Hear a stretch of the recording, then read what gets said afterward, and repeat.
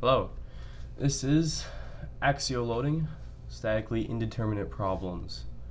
Today, I'm going to be working through an indeterminate composite problem. So, as you can see here, we have the problem set up. It's a cylindrical shaft with an inner material of steel and an outer material of aluminum. And you can see I have the information for that. The overall outer diameter is 50 millimeters and the inner diameter is 20 millimeters. So as you can see, the first thing that I have for calculations is calculating the cross-sectional area for the outer material and the inner material. So we can start on the program.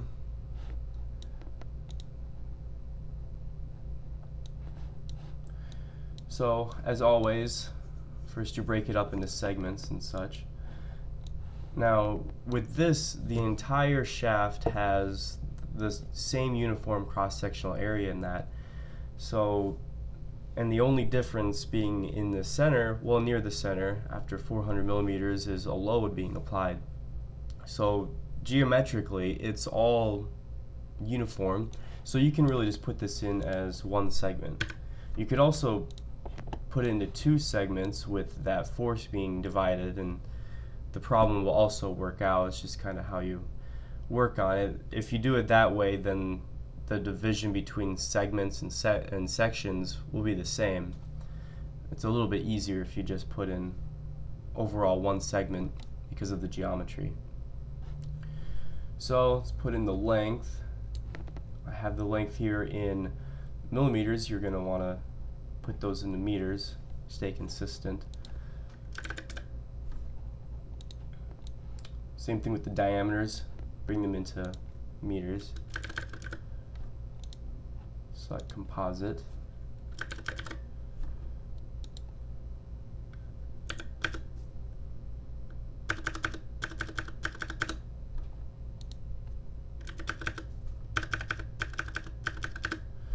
Okay.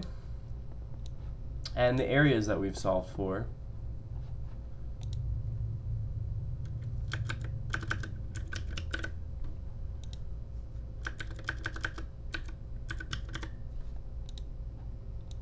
Excellent. Okay, so now we get to input the forces, or the loads on the shaft. And all we have is just this one at 400 millimeters, 45 kilonewtons. So there's one force. So at that location, 400 millimeters, so 0.4 meters, and it's negative 45,000 newtons.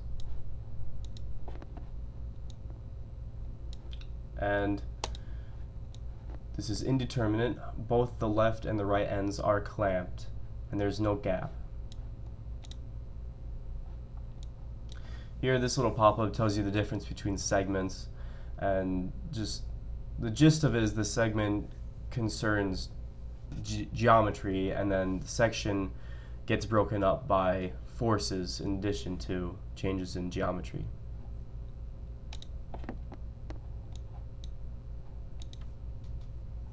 Okay, now we can draw the problem.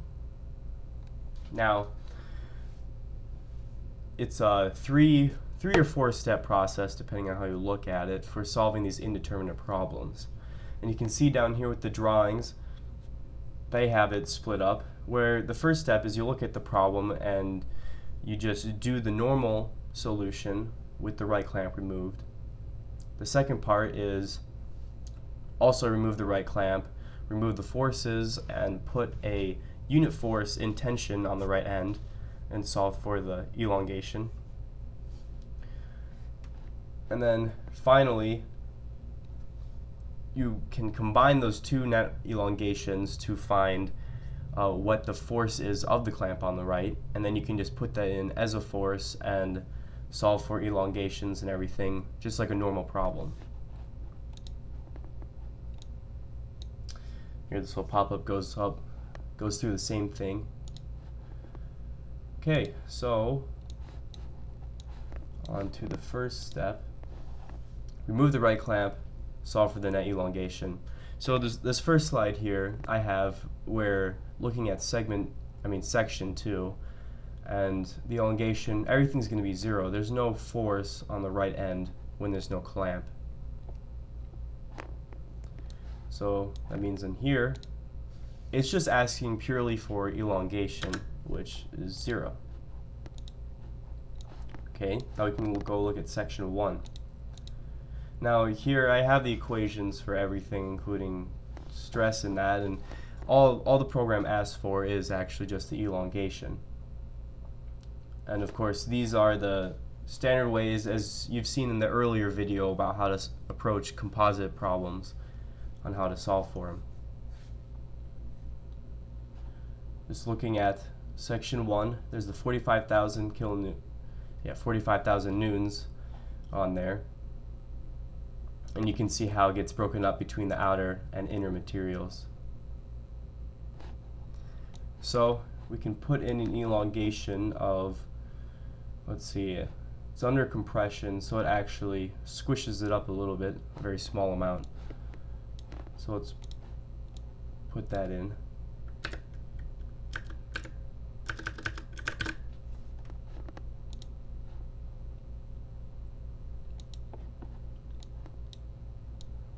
Okay, so that's it for step 1. Now we can move on to step 2. So in step 2, you remove all of the loads, put on this unit load, which is just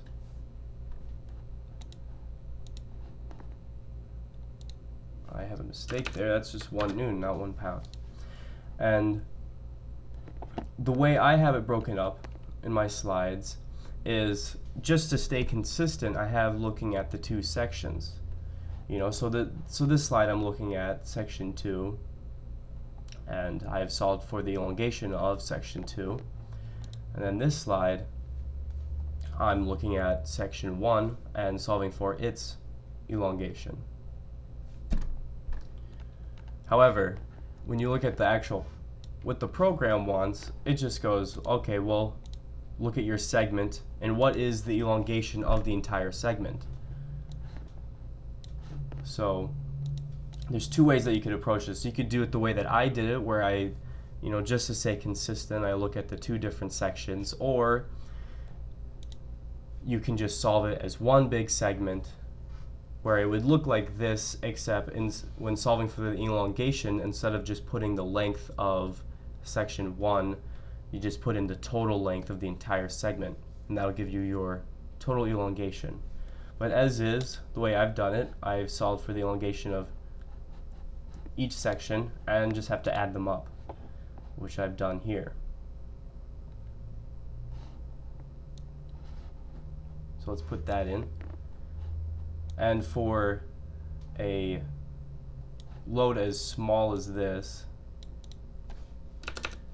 the elongation is very, very small, to the -9th.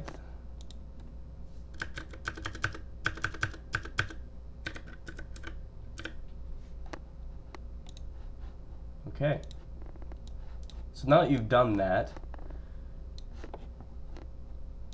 the next step is you can solve for the force of the right clamp by taking the elongation of step 1 divided by the elongation that you found in step 2. And you can see the program actually does this for you.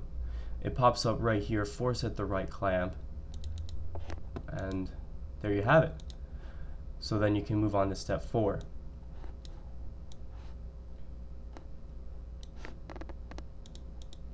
And step 4 is now just a standard determinate problem, because now we know what the force on the right end.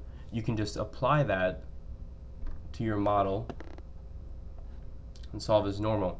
So on this slide we're analyzing section 2 again with FR, the force of the right clamp, now applied.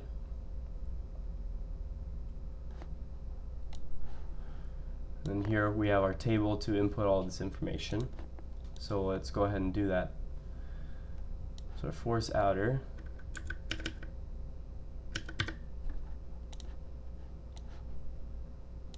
inner force, stress,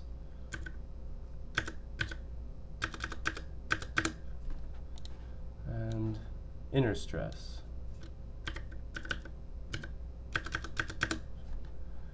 Okay, and the elongation, still a small amount.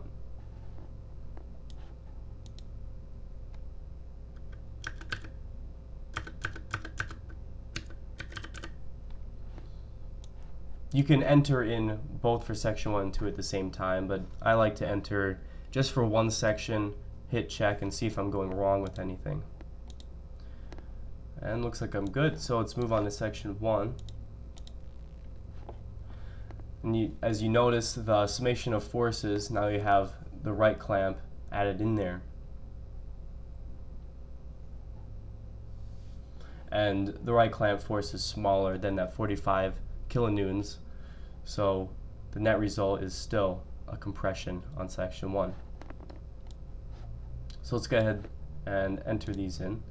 Force outer, force inner, stress outer,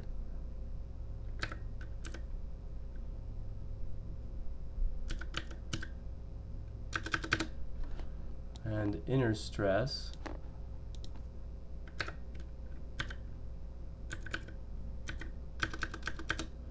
and then elongation.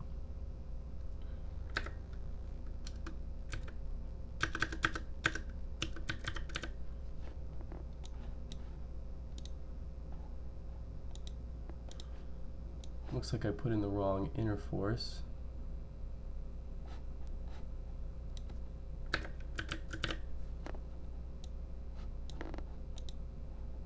Okay, solution complete.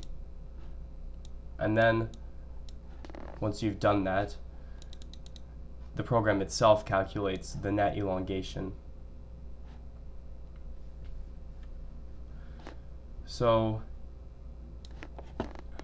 and remember, the net elongation is, you know, the summation of the elongations of the two sections. So section 2 has a positive elongation, you know, it's under tension, it gets stretched out a little bit, and then section 1 is under compression, so it gets compressed a little bit, and then you just sum up those and you get the net elongation of this, which is to the negative 12th, so a very small amount in meters.